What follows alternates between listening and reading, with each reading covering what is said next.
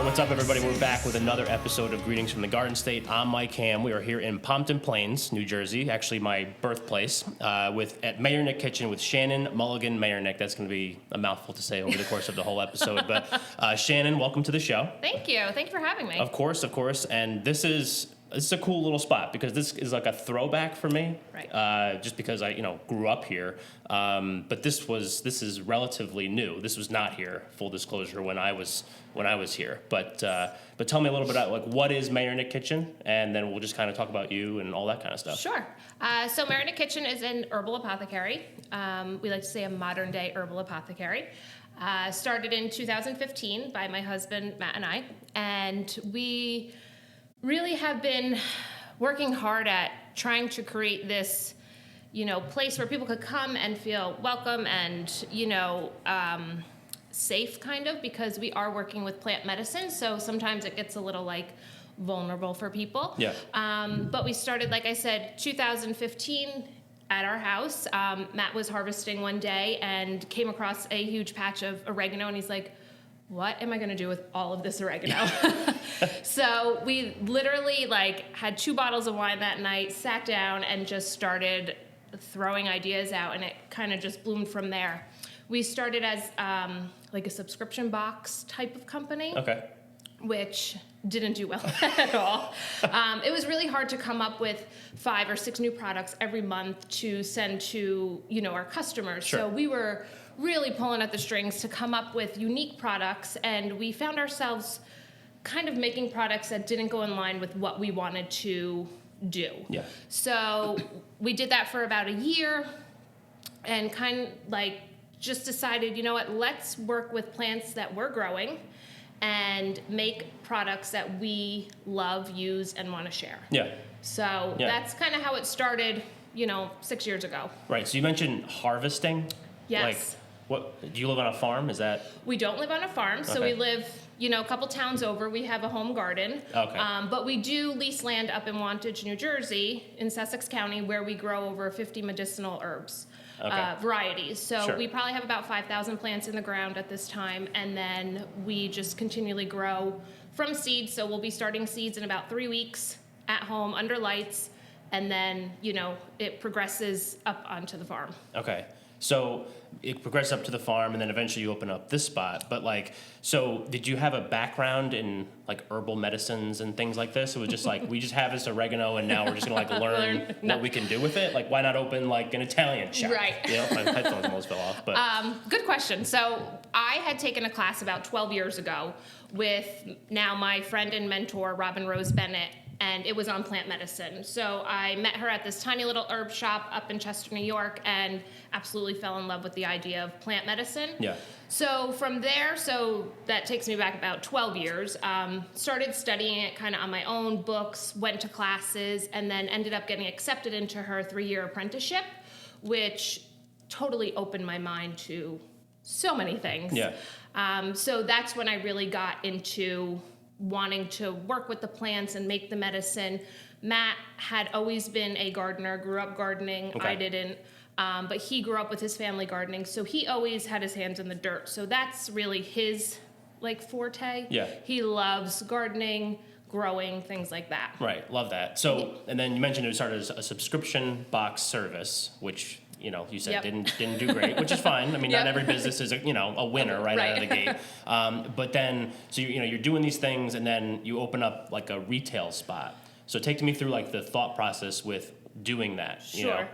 So we did the subscription base for about a year, decided it wasn't for us, and then was just an e-commerce site. So we were shipping all of our products. We were first working out of our kitchen at home, which is where Mayernik Kitchen kind of came from, because it started in our kitchen. Yeah. And then we progressed to using, other commercial kitchens when we started growing, and we needed that, to be doing it Sure. in a commercial kitchen. Yeah. So it was in 2019 where we decided, we're just lugging crap literally back and forth from kitchen to home to kitchen to home. So that's when we started looking for a spot. This here was the second spot we looked at, fell in love with it. It was completely gutted. So we had a blank slate to work with and put in our commercial kitchen, and then it lent itself to the retail spot. Right. And then what's like I'm curious to know, kind of like having a retail spot now, and like actually putting your stuff out there for people to like come by. I mean, I'm sure there's a lot of education that goes into it, and like why would someone use these things, which we'll get into later in the episode, and what some of your products are, which we'll also get into later in the episode. But like when you first opened, was like the community, was it a well-received thing? Was it something that people were just like, what is this? And they just wanted to come in and check it out? A little bit of both. Yeah. So because we had a pretty good following leading up to us opening a retail spot, because we had been shipping nationwide for a couple of years. Okay. We continually grew our audience, whether it was social media, through our newsletter, just through community. So I think when we opened, people loved the idea that they could come in and see what we have rather than just kind of picking it up off our front steps, which we did for a lot of locals. Yeah. And then, we did get a lot of people coming in being like, oh, are you a restaurant? Because they see kitchen. Yeah, sure, right. But, it brings in a lot of people who are curious and they want to learn. Right. And that's one of our biggest things, is to really educate why we do it, how it could help, rather than, reaching for your Tylenol or your whatever. So I think the town itself was amazing. Yeah. Yeah. Yeah. Awesome. Because this was, like we were talking about this when we talked on the phone, like this was basically an iconic Pompton Plains spot before basically you came. It was Carnival Spot Pizza. Which I just think is just so interesting. And I remember being here eating pizza when I was a kid, and now we're in here and there's no pizza. It's weird, but not weird. That's not what I shouldn't say that, but just different. It's different. It's Yep. very different. Mm-hmm. So like we're going to get into the specifics of what they are, what they do, and how you make them. But like, what are some things that people could expect to come in? Like when they come in, what do people normally buy when they're in here? So our best-selling product is our elderberry syrup.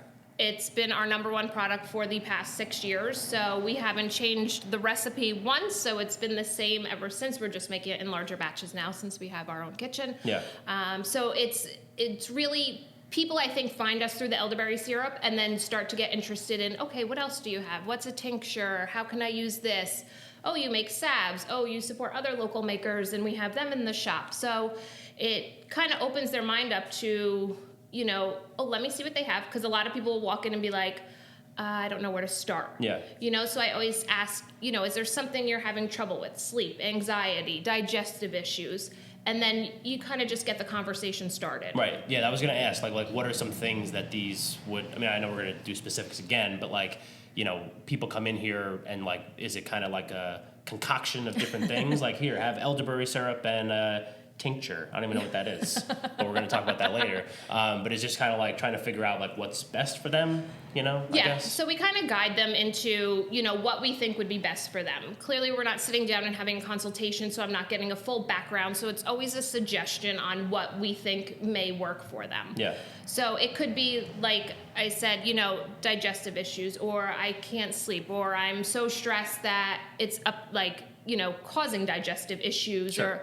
So we try to, guide them towards what we think would work. And then, if they have questions, we're always open for questions. Shoot us an email, give us a call, whatever the case may be. Yeah. We love the open line of communication with our customers. So. Right. And then you mentioned the elderberry syrup. Mm-hmm. It's the same recipe. Is that something that you also get to play with? Like if you're trying something new, or just hey, what if we combine this with this and make a mutant herbal medicine or something like that? You know what I mean? So yeah, we do. So a lot of things we make it's called folk herbalism. So it's been around for hundreds of years, and it just gets passed down through generations. So a lot of it is pretty straightforward on what we make. A tincture is usually an alcohol-based product that extracts the medicinal properties out of the plant. Okay. But sometimes where we could get really creative is we do blends. So we do oxymels and elixirs that are blended herbs. So then we're kind of working with herbs that would help the same, ailment or anything like that. So that's where we kind of get to play. Sure. I don't think we'd ever change the recipe to elderberry, Yeah. but we definitely, we could play around and see different herbs could work with other things. Okay. And then take me through also just the difference now having a commercial kitchen and instead of doing it, on your stovetop in your actual kitchen, take me through how much better, I guess, or maybe it presents different challenges or stuff like that. So, I mean, thankfully we haven't really found any challenges with doing it here other than if we're not in the store and we need to come to do something. Yeah. It's not like just walking upstairs and doing it in the kitchen. Right. So, but we're able now to make a lot more product. We have more space. It's not in our house, so work life was very blurred having it at home just because it was always there. Right. So having it here now has been one of the best things for the business, and I think it's allowing us to grow quicker. Yeah. Yeah, So, I love that. yeah. Love that. All right, so we're going to take our first break of this episode. Okay. Then we're going to get into what I've been waiting for, because I need to know what a tincture is. Does it say fire tonic on Yeah. it? Oh, yeah, that's like, I'm into that one. I don't know why. But we're going to take our first break, and then we'll be right back. So this is the Greetings from the Garden State podcast. I'm Mike Ham. We're here in Pompton Plains, New Jersey at Mayernik Kitchen with Shannon Mulligan-Mayernik. We'll be right back. It is time for Today in New Jersey History. The seashore's finest train, the Blue Comet, started making its runs from Jersey City to Atlantic City on February 21st, 1929. It would continue transporting people along the coast until 1941. And that is Today in New Jersey History. All right, we're back. This is the Greetings from the Garden State podcast. I'm Mike Ham. We are here in Pompton Plains, New Jersey at Mayernik Kitchen with Shannon Mulligan-Mayernik. So in the first segment, we talked a little bit about your background, the background of the business, all that kind of stuff, which we normally do. But now we're going to get into the experience side. So this is our experience segment. We're trying to change it up a little bit with the way that we do these episodes. So I think my first question right out of the gate, and I'm not even sure if you know what I'm going to ask, but like, why would people, you mentioned it was like folk medicine or folk herbal medicine or something like that. Like, why would someone go this route rather than just doing like, I'm just going to go to the doctor and get like Tylenol or whatever it is? Yep. So I think we're seeing a uptick in people wanting to go a little more holistic, a little more natural health for themselves, their families. So I think the push for that is there. And we're here to kind of serve the community with that. Sure. I think people are just realizing sometimes it's not the best option. And I have nothing against Western medicine. There's a place and a time for it. But if you have a cold or you have some congestion or you have, your ankle hurts, like you don't need to right away run to the doctor and get a prescription or an antibiotic or be taking, 19 Tylenol throughout the day. So our goal is to educate folks on how they could use plants, because a lot of the time, if you look back on a lot of those original medicines, they're plant derived. Right. So we're taking it from, generations that only used plants and now trying to educate and teach people that, hey, you could take a tincture or you could rub a salve on your knee or elbow if you're sore and not have to worry about any side effects or anything like that. Right.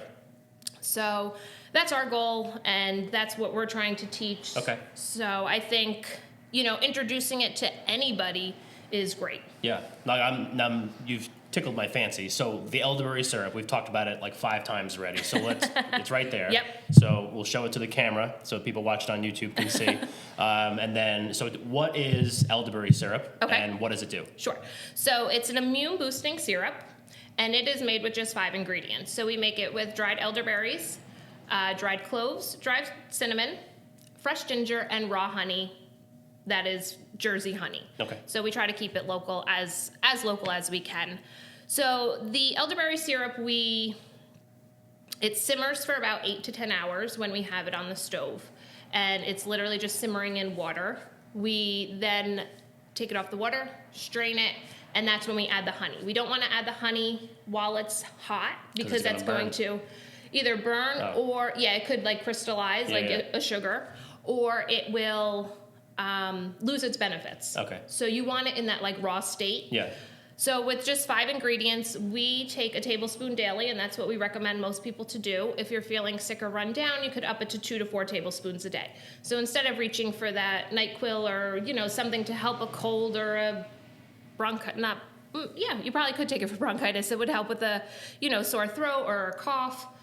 We think going this route is best. So it basically just like, it's an overall immune boost. Yeah, awesome. So, and we take it year round. I know a lot of people say, oh, come September, I start taking my elderberry syrup throughout the winter months, which is fine as long as you're taking it at some point. But we say we like to take it year round because you could get a cold in the summer, could. Yeah, you of know, course. so it's Yeah. not, you could get a virus, you could get anything in the summer. Right. So we like to do, that's one of our most like preventative type medicines we make. Yeah, and why do you think it's the recipe or because of its benefits? Like, why is it the best seller of Mayernik Kitchen? I think it's, well, the elderberry itself, the berry, is high in vitamin C and tons of vitamins, nutrients, and has been known to be one of the most potent plants for immune health. Okay. So I think that, and I think a lot of people have become familiar with it. It's one of those, you can find it at your ShopRite, you can find it at the CVS. Yeah. So I think people have become familiar with it, and that's why they kind of like link us to elderberry syrup. Like, oh, I know Mayernik Kitchen. I've had their elderberry syrup. Let's Got see it. what else they have. So Yeah, and so that's very interesting. So, and then basically you just take a tablespoon of it, whatever. Like, it's one of the things I'm interested in to know about these things too is like elderberry syrup. Like, could you do anything else with it besides just take it? Like, you're not gonna put it on pancakes, I would imagine. you Not. could. It's a little bit of like a thinner syrup rather Okay. than a thicker syrup. But yeah, we've had people put it on pancakes, ice cream. You could mix it into a seltzer. I'm not gonna lie, we've put it in champagne before and Why had a not? little, Yeah. cocktail. So you could definitely use it in other ways, Right. but its main focus is just to, boost your immunity, take, a tablespoon or a shot in the morning and go on with your day. Yeah. Okay, so what else we got over there? Fire So, tonic? I wanna Fire talk about Tonic. That. That's like the most badass name. Like, I want to take fire tonic and just tell people that I take fire tonic. Yes. So Fire Tonic is super spicy, and it's kind of like our counter of elderberry. So elderberry is sweet. Okay. This is spicy. If you want, I could read what's in it because some people are amazed at what goes into it. So the base is apple cider vinegar. We then have onions, turmeric, jalapeno, lemon lime, ginger, black peppercorn, horseradish, garlic, parsley, thyme, rosemary, and honey. Okay. So this also is very immune boosting. I mean, if you think about everything that I just listed, if you were to take a shot of it, your nose might run, your eyes might tear because Yeah. it's spicy. Right. But it'll really knock like a cold out of you. We swear by it. My husband swears by it. Like, he loves it. A lot of people also use it as a food. So because it's vinegar based, you could add it to marinades, to salad dressings, to things like that, where you would add a vinegar and it just adds some spice to it. Okay.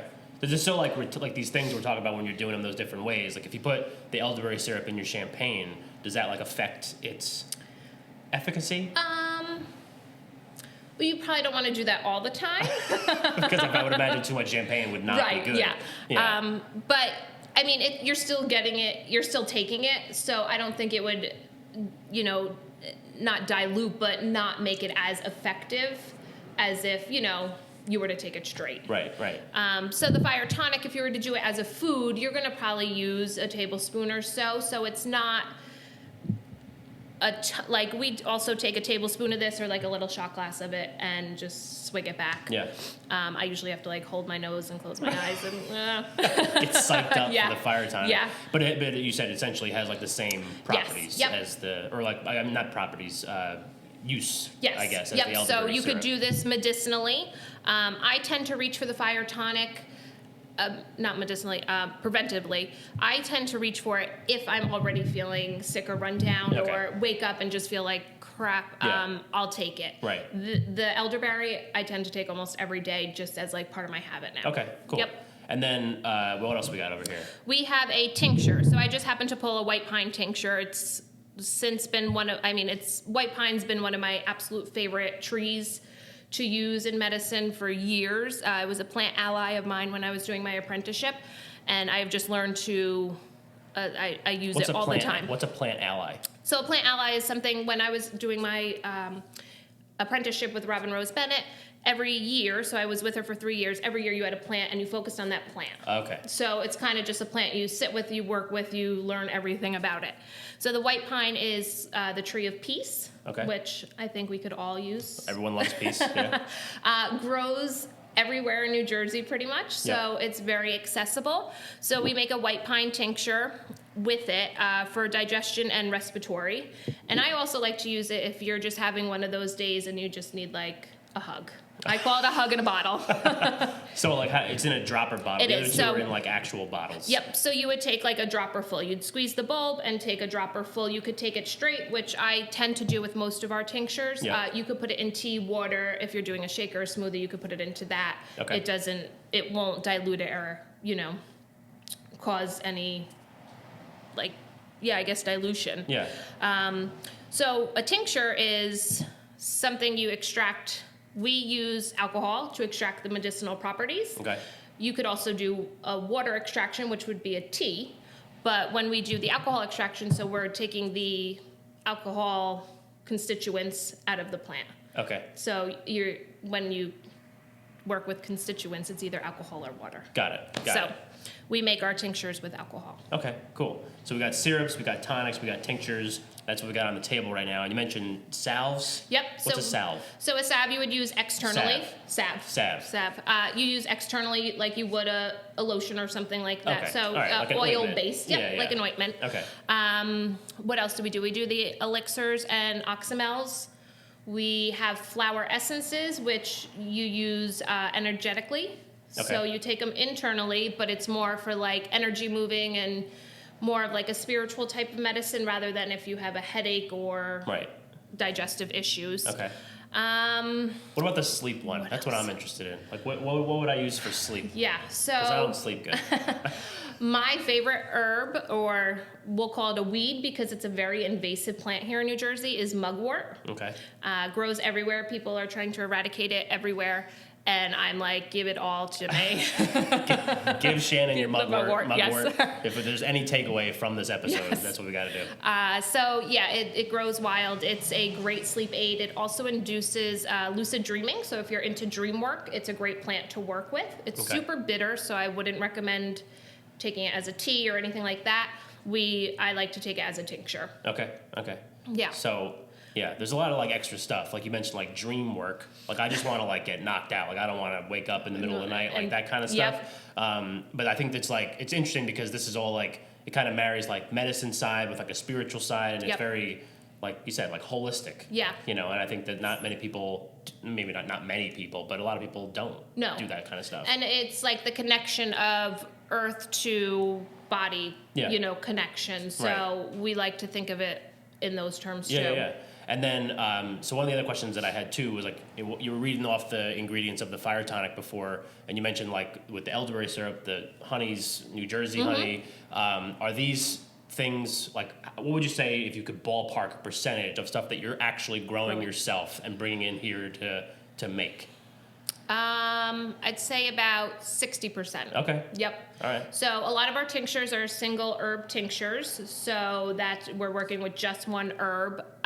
For the elderberry, unfortunately, cinnamon and cloves don't grow here in New Jersey, so that's something we're not growing, but we do, source organically. The herbs in the fire tonic are our herbs, so we try to incorporate as much as we can, whether it's local or ours, into our products. Okay, cool. And then, like, I would imagine, just because, you did it too, and they should probably come here instead because you're a pro, but, like, someone could do this at home. Absolutely. Yeah. Yeah, and we teach, so we've done classes on how to make a tincture. We did a fire cider workshop in the fall because that's when people want to start using their immune boosting medicine. So we teach on how you could do it because one day I might not be here. So you gotta it's like the folk thing. You gotta pass it down. Yep. I love that. So we love to educate. Anything I learn, I'm not going to keep to myself because that's not going to benefit anyone. So everything I learn, I am sharing. Got it. Love that. All right, so that was awesome. Now I know what all these things do. Like I know what a tincture is now. But we're gonna take our second break, our last break of this episode. So this is the Greetings from the Garden State podcast. We're here in Pompton Plains, New Jersey, at Mayernik Kitchen with Shannon Mulligan-Mayernik. I'm Mike Ham. We'll be right back. It is time for your New Jersey fun fact of the day. Did you know that cheerleading was started in Princeton in 1869? And that is your New Jersey fun fact of the day. All right, we're back. This is the Greetings from the Garden State podcast. I'm Mike Ham. We're here in Pompton Plains, New Jersey at Mayernik Kitchen with Shannon Mulligan-Mayernik.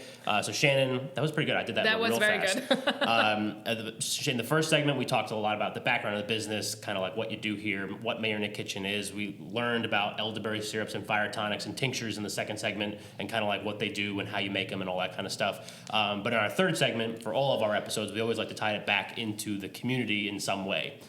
So we talked about education type stuff before. So like, what are some ways, you mentioned like off air just before, you were like trying to build and continue to build that community that you had started, what did you say, 6 years ago? Yep. 6 years ago. And so talk to me a little bit about that. Like, so how are you trying to build that community? What are you doing to try to get out there and make sure people know like what you're all about? Sure.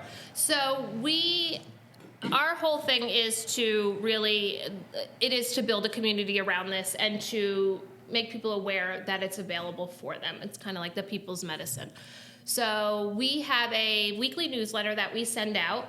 You just subscribe on our website. We're also very active on Instagram and Facebook, and we don't want to be that company that kind of just throws up a post, disappears, doesn't answer questions. So we invite anybody to shoot us a DM, send us an email, give us a call here in the store. You know, we want to keep those open lines of communication open, so people feel comfortable coming in and asking those questions that they might not feel comfortable, you know, talking to their partner with or whatever the case may be. Yeah. So we here at Mayernik Kitchen would love to create like a real solid base community around teaching and learning from one another, because someone comes in and I'm learning from them also. Sure. You know, I'm not just the one giving, they're also giving to me. So I think that's a great way to start that community. Yeah. Where you could, you know, talk to your customers and not just kind Throw of take their money and run. Yeah, right. So our whole thing is to really just get involved with them also. They email us, we email back and ask questions so we could get a little deeper with them. Yeah. And figure out what's going on and how we could help them. Yeah. Does it also go on the side too? Like you mentioned, you do like classes and stuff like that. But I would imagine if somebody's going to take a fire tonic class, they're going to want to. They have some, you know, like idea, like, ooh, I like this. I want to learn how to make it also. But take me maybe through like the education side of trying to like put these things in front of someone like me who before I met you knew nothing. Like I didn't even know these things existed and like what they did. You know what I mean? But like, so does that come into play too? It does. We actually run this is our second year doing it. My husband runs it. So we do a farm apprenticeship. So it's a 10-month program where people from all levels of, you know, have never gardened to people who are gardening, who are making medicine, you know, across the board. So he literally walks them through starting from seed to planting, to running a farm, to harvesting, to making product. Yeah. So that's one way we educate.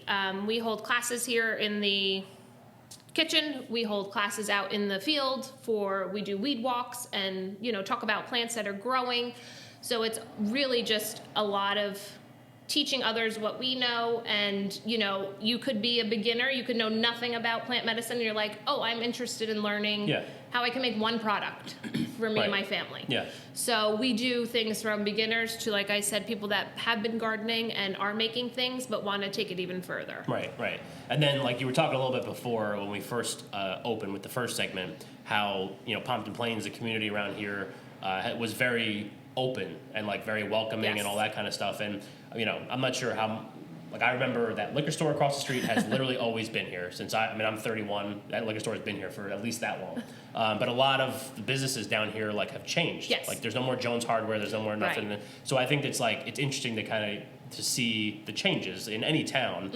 But talk to me about like the relationship with the town and that kind of stuff. So we have a great relationship with the town. We have like zero complaints or anything like that. And we have people coming in who say, oh, I saw you opened. I wanted to see what you were. Or, hey, you know, we saw you open. We wanted to just come in and wish you good luck. Yeah. So it's been very receptive. We haven't had any type of like negativity. Right, like run you out of town. Right, What's or like, witchcraft? oh, the witches are here, So when we first moved into, there's a couple of stores here. It was literally just the pierogi and the pet shop and then the hair salon. Since then, we've had a photographer move in 2 doors down. We have a knitting store right next door. So it's now like a full block. Yeah. And it's great because everyone works together. Everyone supports one another. People come in here. I tell them to go next door to, you know, pick this up, go get pierogies. So I feel it's a very community-driven type town. Oh, yeah, definitely and is, yeah. I have friends that are raising their families here and say, like, just the community itself is amazing. And I think when people live here, they never leave. Right.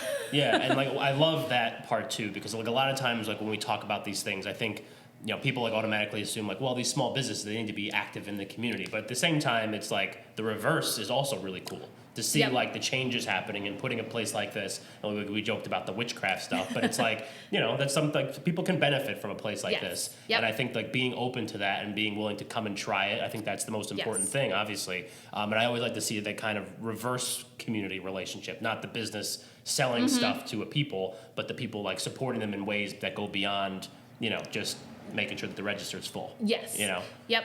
So, I mean, we've worked within the community. We've done classes with the Girl Scouts. I have a class booked with the library. So it's us also giving back to the community. You know, our time is and teaching back to the community where, you know, I'm teaching 8-9-year-old girls how to make their own bath salt or something like that with herbs that they're learning about. So I think it's great that we could kind of, like you said, give and take from each other. Sure. And it just shows that I mean, we picked a really great town. Yeah, no, yeah, it definitely is for sure. Yeah. And you know, great people come from it. So, Yes, they do. but like so, and then as we kind of progress, like you progress in the store. You've been here. Remind me again how long you've been here. We opened in December of 2019. Okay. No, I'm lying. 2020. Okay. Even still, that's still pretty good. So a little over a year. A little over a year. Yes. And then, so talk to me maybe, like, do you have plans of maybe like what the future could hold for a place like this? You know, kind of seeing what the first year was like, and then maybe what you want to do as you kind of progress. Yeah.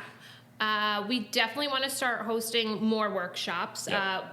That first, 6 months we were here was a little dicey with getting people to Sure, come in yeah. For a workshop and be close to one another. But we would love to just continually teach Yeah. and expand our product line. So in a few weeks we're going to have a whole new tea line.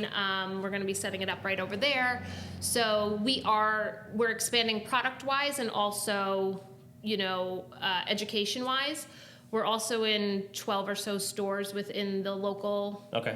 Area that's Yeah. selling our products too. So it's nice to be in their communities Yeah. as well. Right. We have local makers that we sell their products, candles, soaps, things like that. So it's nice to have, we could support them and also share their products. So Yeah. it's all about, I think, it's kind of like community over competition. Yeah, exactly. Love That's that. what it is. You have to, especially supporting, I mean, I'm 50-50 owner with my husband, so it's not 100% women-owned business, but supporting a lot of these women businesses, that might have left their full-time job to do what they love it's so rewarding. Yeah, definitely. And that's really cool to know and all that. And I obviously wish you the best of luck with all that kind of stuff. And also it would be weird if it was the competition over community, especially in a business like this. I feel like it's Yeah. very welcoming and It is, open. yeah. And, maybe different than other places. Right. And we hear a lot of people say I'm so happy you guys are here. We needed this. There's not many like this, Exactly. So there Very are unique. Yeah. there definitely are apothecaries, and you could find them in your local areas, but there aren't many. Yeah. It's not like a pizza place. Sure, exactly. And we're in New Jersey, Yeah. and there's plenty of pizza Right. places. All right, so what is the physical address of the shop here? It is 612 Newark Pompton Turnpike, Pompton Plains, New Jersey. Awesome. So people want to come check out the store, that's Yes. where you go. If they want to look Facebook, Instagram, let's hit them with the handles and the website. So our website is www.mayernikkitchen.com, and you can find us on Instagram and Facebook at Mayernik Kitchen, and you could sign up for our newsletter right on our website. Awesome. Do you have any maybe not specifics, but classes and stuff like that are coming up, or We don't have our calendar out yet. Okay.